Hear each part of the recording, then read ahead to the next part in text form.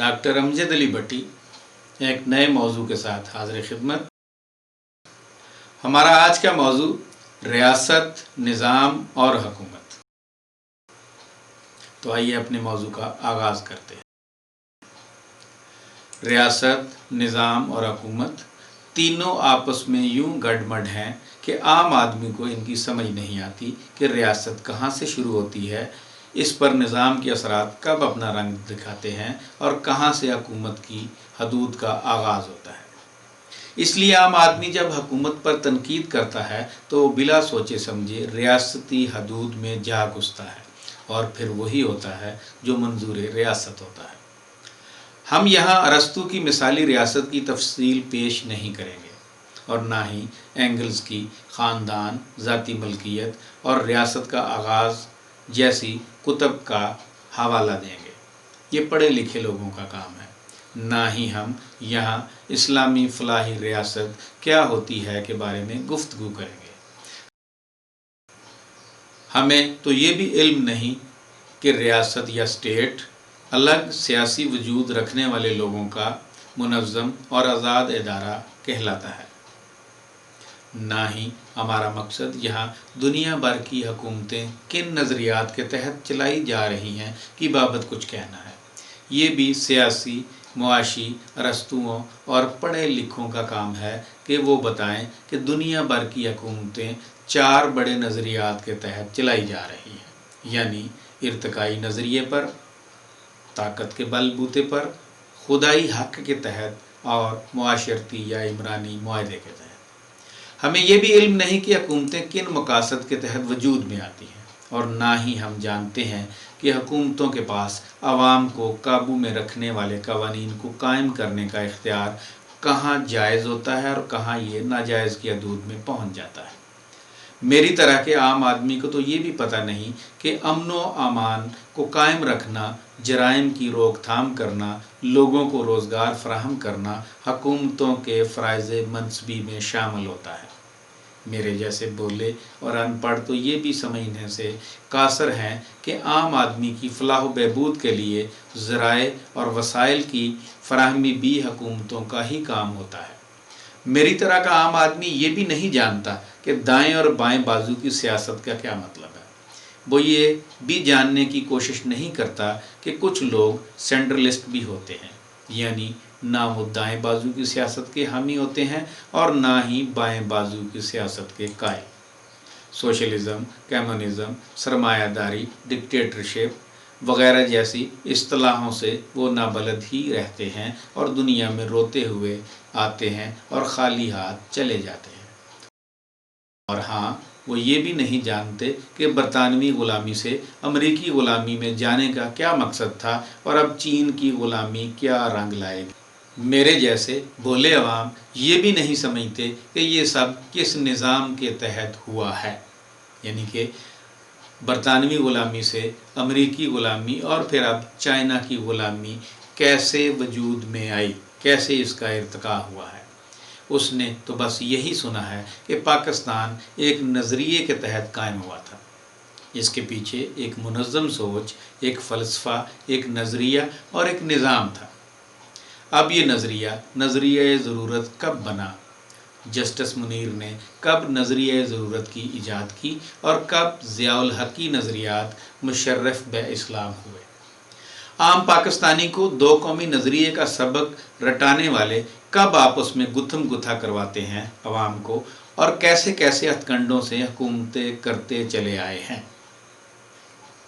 ہم تو صرف اتنا جانتے ہیں، یعنی کہ یہ سب کچھ جو میں نے گزارشات کی ہیں یہ عام آدمی کا نہ مسئلہ ہے، نہ وہ یہ جانتا ہے اور نہ وہ جاننا چاہتا ہے۔ ہم تو صرف اتنا جانتے ہیں کہ ریاست مرد ہوتا ہے۔ ہمارے محلے میں تو ریاست مرد ہی ہے۔ جی ہاں، ہم نے آج تک کسی عورت کا نام ریاست نہیں سنا۔ یعنی ریاست باپ ہوتا ہے، ماں نہیں ہوتی۔ شاید اسی لیے جناب اعتزاز احسن نے اس کی جنس کو تبدیل کرنے کا نعرہ حق بلند کیا تھا کہ ریاست ہوگی ماں کے جیسی۔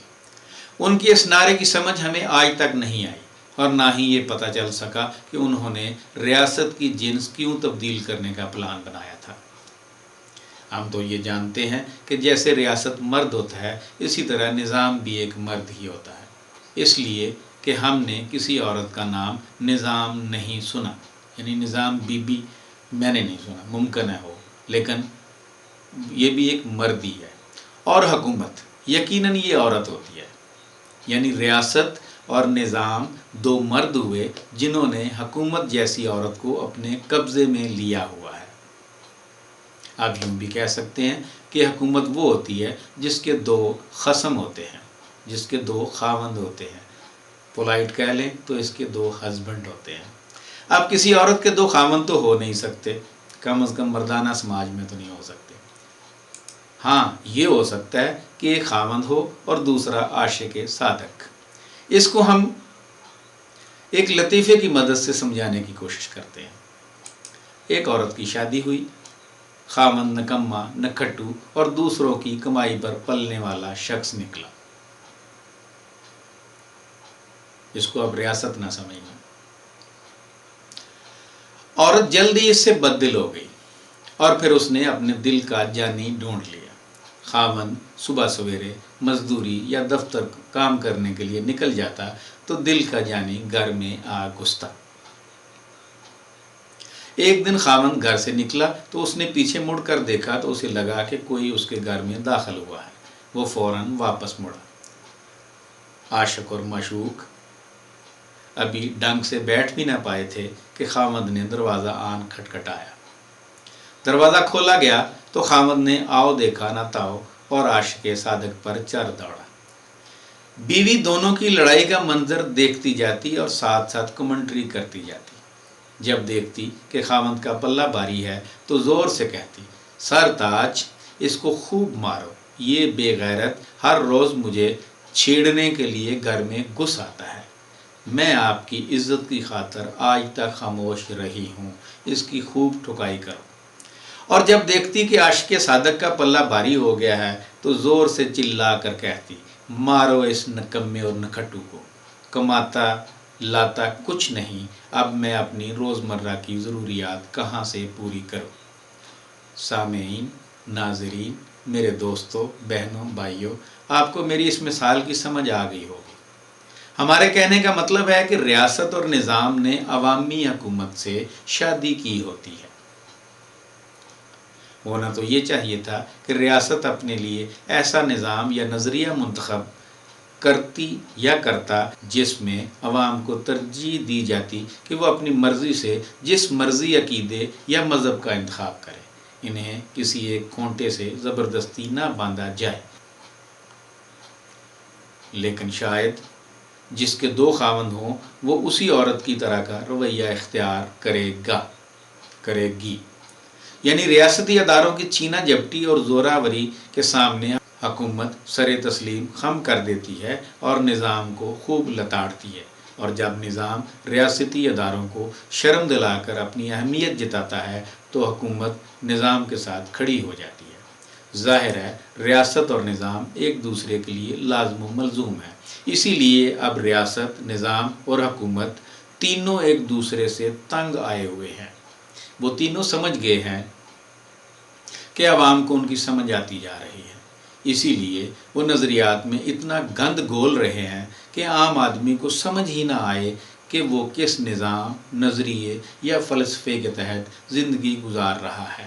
یہ تینوں اب سمجھ چکے ہیں کہ عوام جان چکی ہے کہ ریاست نہ مرد ہوتا ہے اور نہ عورت، بلکہ یہ کوئی درمیانی چیز ہے، یعنی اپنی مرضی مطابق کام نکالنے کے لیے اپنے ایجنٹوں کے ذریعے اس کی جنس تبدیل کرتے رہتے ہیں، حالانکہ عوام جان چکی ہے کہ جنس تبدیل بھی ہو جائے تو پہلی جنس والی خصوصیات قائم و دائم رہتی ہیں۔ اسی لیے ریاست، نظام اور حکومت آپس میں اتنا گڈمڈ ہو گئے ہیں کہ نہ سمجھ آتی ہے کہ کون کس کے خلاف بات کر رہا ہے اور کس کی جانب کون سا ترجمان اس کی ترجمانی کر رہا ہے۔ لیکن ہم سمجھتے ہیں کہ یہ انتشار کسی پلاننگ کا شاخسانہ ہے۔ اس انتشار کے پیچھے ایک منظم سازش ہے، ایک مربوط نظام ہے، ایک مربوط ریاست ہے جو اس انتشار کو قائم رکھنے کے لیے ایسے نکموں کو ہم پہ مسلط کرتی ہے، اور وہ یہ کہ عام آدمی، یعنی کہ پلاننگ اب کیا ہے، اس انتشار کے پیچھے پلاننگ کیا ہے؟ عام آدمی کو 70-75 سالوں میں سمجھ آ گئی ہے کہ اس کے مسائل ان نکموں کے بس کا کام نہیں ہے۔ اب ظاہر ہے اسی لیے کچھ انقلابی بنتے جا رہے ہیں، باہر بیٹھ کے جو انقلابی بنے ہوئے ہیں وہ بھی سمجھتے ہیں کہ اب عوام کی نبض کو کیسے کنٹرول کیا جائے۔ یعنی آپ یہ نہ سمجھیں کہ ہمارے محترم نواز شریف صاحب انقلابی بن گئے ہیں، نہیں، وہ دھکے کھا کے پھر اسی نظام کا حصہ بنیں گے، یہ آپ لکھ لیں، اللہ ان کی زندگی سلامت رکھے۔ وہ سارا کچھ کرنے کے بعد اپنا رستہ نکال رہے ہیں کہ عوام کو اب نئے طریقے سے کیسے بے وقوف بنایا جائے۔ یہ ایک ریاستی اور نظام کی سازش ہے، یہ کوئی انقلابی پن نہیں ہے کہ ایسے ہی انقلابی بن بیٹھے ہیں۔ کس کے خلاف بغاوت؟ کس کے لیے بغاوت؟ عوام کے لیے۔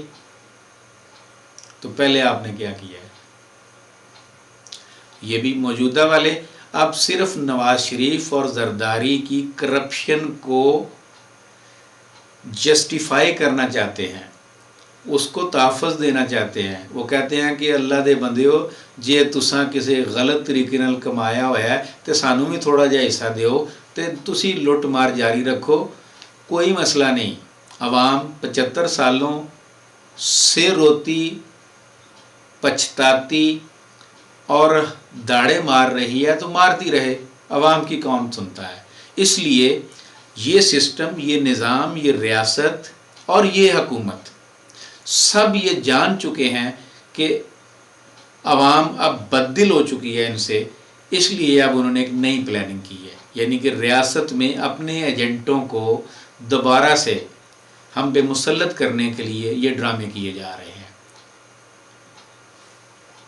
وہ اب یہ کرنا چاہتے ہیں کہ عام آدمی کو لمیاں کیسے پاڑائیں تاکہ وہ مزید 70-80 سال کے لیے آوے ہی آوے، جاوے ہی جاوے، زندہ باد، مردہ باد کے نعرے لگائیں، اور جب تھک ہار جائیں، یعنی کہ اگر پھر ان میں شعور کی کوئی چیز، کیڑا، ان کا شعور کا کیڑا دوبارہ سے ان کو تنگ کرے تو اسے رزق کتوں کے سامنے ہڈی کی طرح پھینک دیا جائے، تاکہ سب عوام، یعنی کہ عام آدمی ایک بار پھر ان کی طرف سے دھیان ہٹا کر اس ہڈی کی طرف بھاگے، یعنی کہ آپس میں گتھم گتا ہو جائے۔ ہمیں امید ہے کہ ریاست، نظام اور حکومت اپنی اس حکمت عملی میں کامیاب ہوں گے، انشاءاللہ۔ رب خیر کرے۔